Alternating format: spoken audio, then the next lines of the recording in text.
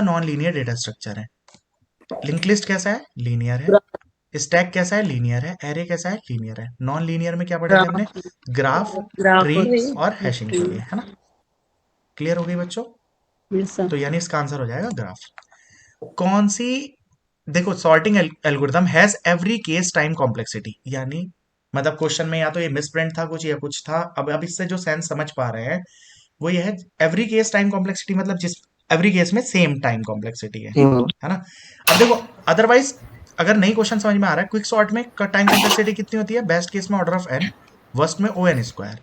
Selection sort में, O N selection sort square. में हर केस में O N square, N square. है ना?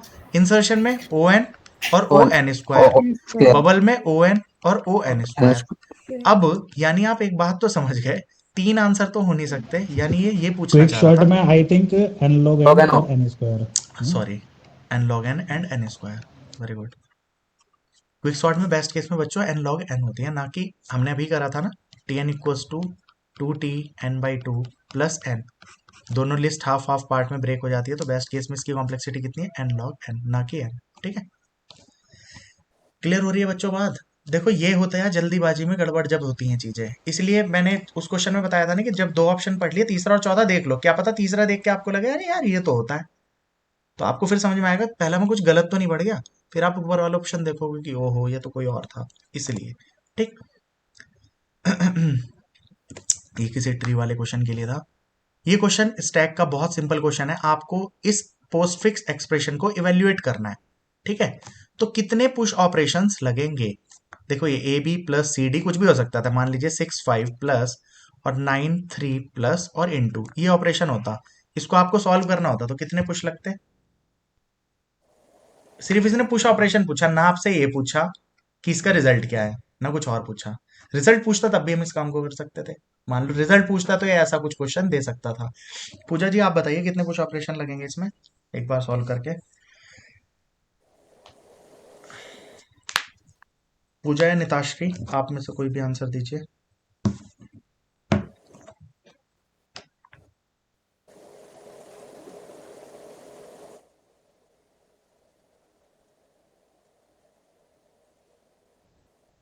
पुश तो सर 7 ही लगेंगे क्योंकि सारे एलिमेंट पुश करने पड़ेंगे।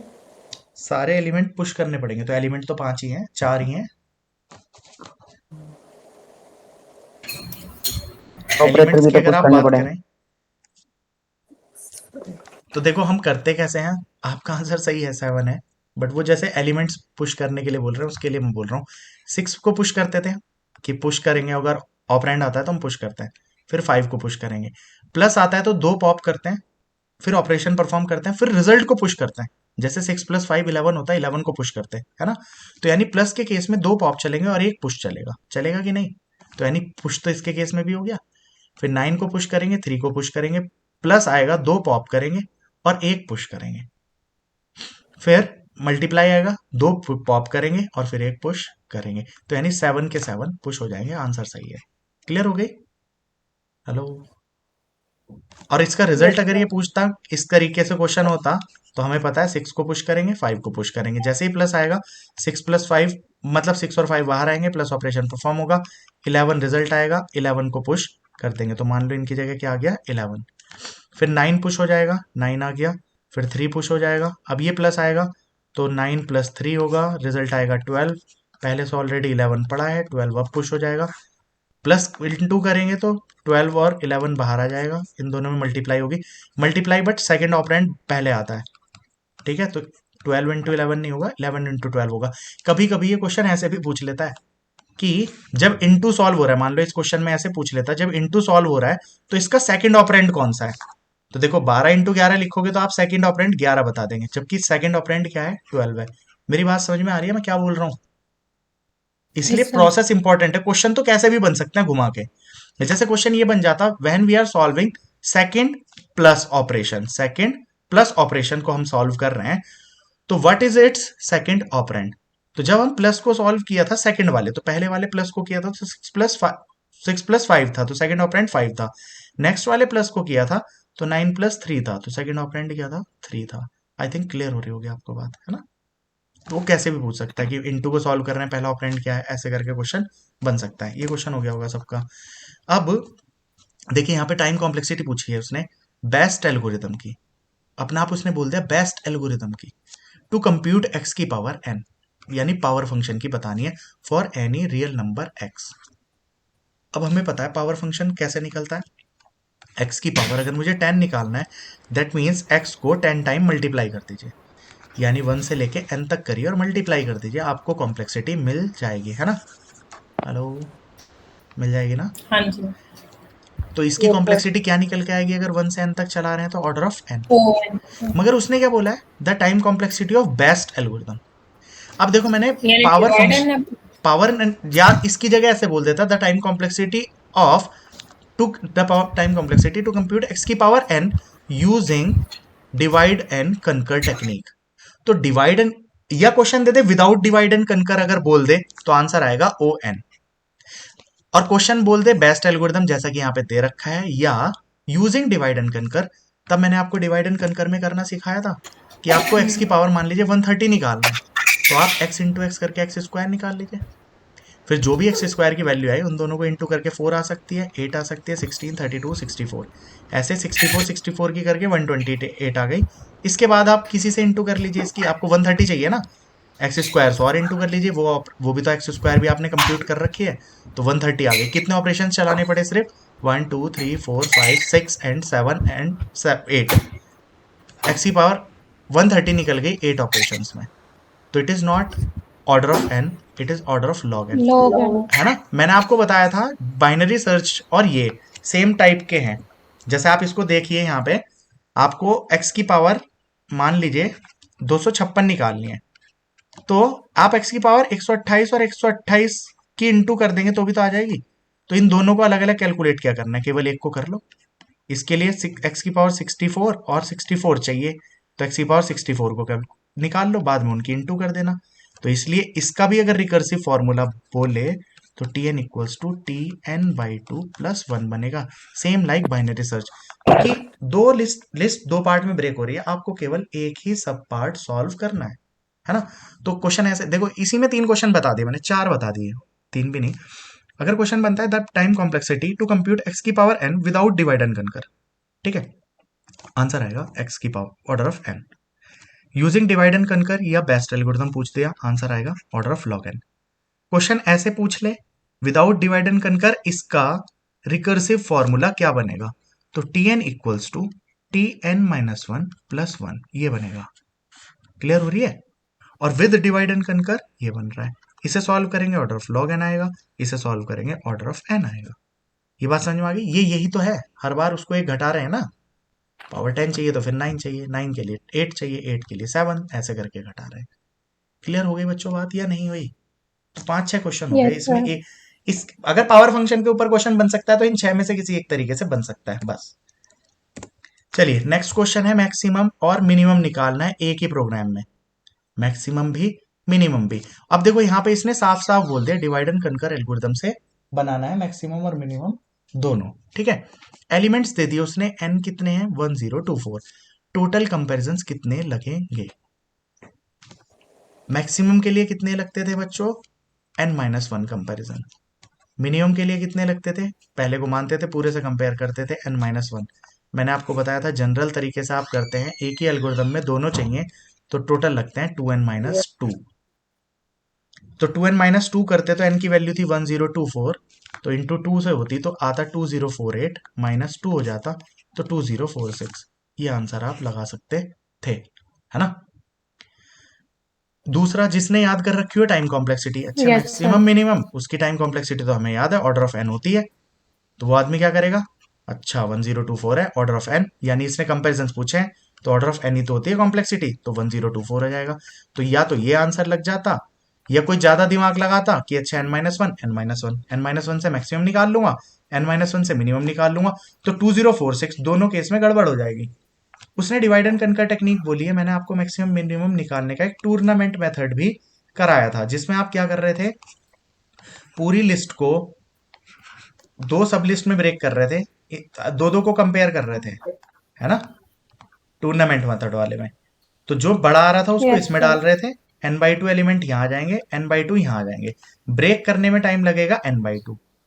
अब n/2 इस लिस्ट में से n/2 वाली में से मैक्सिमम निकालने के n/2 -1 टाइम लगेगा, इसमें से मिनिमम निकालने के लिए n/2 -1 लगेगा, ब्रेक करने में n/2 लग ही रहा था। तो मैंने आपको बताया था इसमें होता है 3n/2 -2। देखो n/2 n/2 n/2 तो 3n/2 माइनस ये -1 तो 3n/2 -2। ये वो फॉर्मूला है जब आप डिवाइड एंड अब देखो कॉम्प्लेक्सिटी की बात करें तो इसकी कॉम्प्लेक्सिटी भी कितनी है बच्चों, ऑर्डर ऑफ n ही है। तो यानी कभी कॉम्प्लेक्सिटी पे क्वेश्चन पूछे तो सेम ही बात है। बट अगर कंपैरिजन पूछ लिए एलिमेंट से, वहां पे भी मैंने आपको क्वेश्चन कराया था जब 100 एलिमेंट लिए थे तो विदाउट डिवाइड एंड कनकर आ रहे थे 198। जब हमने डिवाइड एंड कनकर टेक्निक का यूज किया था तो कितने आ रहे थे बताओ, 148 आ गए थे हमारे, है ना। तो सेम यहाँ पे भी यही हो जाएगा। आपके पास एलिमेंट कितने हैं 1024, 3 से मल्टीप्लाई होगी इसकी, क्लियर हो रही है भाई। तो चाहे 3 इंटू 1024 डिवाइडेड बाई 2, 512 की 3 से गुणा कर लीजिए, 500 की 3 से होगी तो 1536 माइनस 2 करेंगे तो 1534 आपका आंसर आ जाएगा। क्लियर हो रही है बच्चों बात? हेलो, सभी को मेरे ख्याल से क्लियर हो गई होगी। बाकी वो वीडियो अगर किसी ने नहीं देखा है तो मैक्सिमम मिनिमम से वो भी वीडियो पड़ी है अब तो यूट्यूब पे, आराम से देख सकते हो। ठीक, नेक्स्ट क्वेश्चन है आपका, डेटा स्ट्रक्चर है कांस्टेंट सर्च टाइम कॉम्प्लेक्सिटी, मतलब ऑर्डर ऑफ 1 चाहिए। कांस्टेंट का मतलब ऑर्डर ऑफ 1 होता है ना, लीनियर का मतलब कितना होता है, ऑर्डर ऑफ n होती है। अच्छा, ये क्वेश्चन तो अभी ना हमने लिंक लिस्ट कर रखी है, हैशिंग नहीं की, ग्राफ नहीं किया, ट्री नहीं किया, बाद का क्वेश्चन है। बट लिंक लिस्ट, अच्छा लिंक लिस्ट में सर्च करने के लिए कितना टाइम लगता है राजा, ऑर्डर ऑफ n लगता है। सर आप एक करना भी लिंक लिस्ट नहीं की, मन लिंक लिस्ट तो हो गई। हाँ सॉरी, लिंक लिस्ट तो हो गई है, मगर लिंक लिस्ट में टाइम कितना लगता है बच्चों, ऑर्डर ऑफ n लगता है ना। ग्राफ में, ट्री में भी करते हैं, ट्री ट्रेवर्सल आपने कर रखी है तो आप लेफ्ट राइट कैसे भी जाकर करेंगे, इसमें ऑर्डर ऑफ n लग जाता है। ठीक है, ग्राफ में भी बीएफएस डीएफएस से करेंगे तो ऑर्डर ऑफ n लग जाता है। हैशिंग आपको पता तो ही होगा ही सबको, हैशिंग क्या होती है, डायरेक्टली पहुंचने के लिए, है ना। तो हैशिंग में ऑर्डर ऑफ 1 होती है, तो इसका आंसर हैशिंग होगा। जब ये पढ़ेंगे टॉपिक्स अपने आप क्लियर हो जाएगा। ये क्वेश्चन अभी हमारे लिए कंटेंट से बाहर है ना। ये है नॉन कंपैरिजन बेस्ड सॉर्टिंग। कल ही मैं आपको बता रहा था जब हमने सारी सॉर्टिंग की है, उसकी भी वीडियो पड़ी है, शायद देख ली होगी। तो नॉन कंपैरिजन बेस्ड कौन सी होती है, मर्ज सॉर्ट में कंपैरिजन होता है, एलिमेंट्स का आपस में कंपैरिजन हो रहा है, हीप में भी कंपैरिजन करते हैं एलिमेंट्स का, क्विक में भी पहले को मानते हैं इधर से कंपैरिजन करते हैं, यानी ये तीनों कंपैरिजन बेस्ड सॉर्टिंग है। रेडिक्स में आप एलिमेंट की कंपैरिजन नहीं करते, आप प्लेस वाइज कंपेयर करते हैं, इसलिए रेडिक्स क्या है, नॉन कंपैरिजन बेस्ड सॉर्टिंग है। और ऐसी काउंटिंग सॉर्ट और बकेट सॉर्ट भी होती हैं। तो ये सॉर्टिंग टेक्निक सारी नॉन कंपैरिजन है। और जितनी आपने पढ़ी है, merge sort, heap sort, quick sort, bubble sort, insertion sort, exchange sort, ये सारी कैसी हैं, कंपैरिजन बेस्ड सॉर्टिंग है। ये तीनों नॉन कंपैरिजन बेस्ड सॉर्टिंग है। तो क्वेश्चन कैसे भी घुमा के बने आप कर सकते हैं। Value of post fix expression, इसको सॉल्व करना है आप कर सकते हैं बहुत इजीली। और पेपर में कर रहे हैं आप तो देखो 7 जाएगा, 8 इंसर्ट कर दो, प्लस करेंगे तो प्लस के लिए दोनों बाहर आएंगे, 7 + 8 15 हो जाएगा। आप ऐसे मान के भी कर सकते हो, जरूरी ना है बच्चों की तरह सॉल्व करके ही देखना है। फिर 3 को इंसर्ट करेंगे, 2 को करेंगे, प्लस आ रहा है तो यानी 3 + 2 5 हो जाएगा, उसको इंसर्ट कर लो, डिवाइड आएगा तो 5 बाहर आएगा, 15 आएगा, यानी 15 डिवाइडेड बाई 5 होगा। रिजल्ट कितना आ जाएगा 3, उसको वापस स्टैक में पुश करेंगे, यानी आंसर इज 3। क्लियर हो गया। अब देखो मैंने बीएफएस आपको जब पढ़ाया है वहां पे आपको क्या कहा था, बीएफएस में से क्या क्वेश्चन इंपॉर्टेंट है सबसे ज्यादा, कि उसकी एप्लीकेशन में मैंने 3-4 बताई थी, उसमें से सबसे वेरी वेरी इंपॉर्टेंट कौन सी लिखी थी, ब्रेथ फर्स्ट सर्च वाली। वही क्वेश्चन यहाँ पे आया है। या जनरली क्यू में से और सर्कुलर क्यू में से क्वेश्चन आएगा ना, तो वो मैंने एम्प्टी एलिमेंट के लिए, ओवरफ्लो के लिए और अंडरफ्लो के लिए, और ओनली 1 एलिमेंट, इनके अलावा कोई क्वेश्चन नहीं बनता है। फिर कुछ बनेगा तो फिर तो चलाने के लिए बन जाएगा, तो चलाना तो हमने बहुत अच्छे से किया, प्लस उसकी एल्गोरिदम्स भी किए हैं। तो पेपर के पर्सपेक्टिव से आपको ना तो एल्गोरिदम्स याद रखनी है, प्रोसेस ध्यान रखना है कि अच्छा इंसर्ट करते हैं तो करते कैसे हैं। ठीक है, क्योंकि कभी काउंटिंग या कुछ करने के लिए दे देगा, और वरना कॉम्प्लेक्सिटी रटनी पड़ेगी। अगर प्रोसेस याद है तो समझनी पड़ेगी। क्लियर। तो बीएफएस बच्चों किससे होता है, स्टैक से या क्यू से?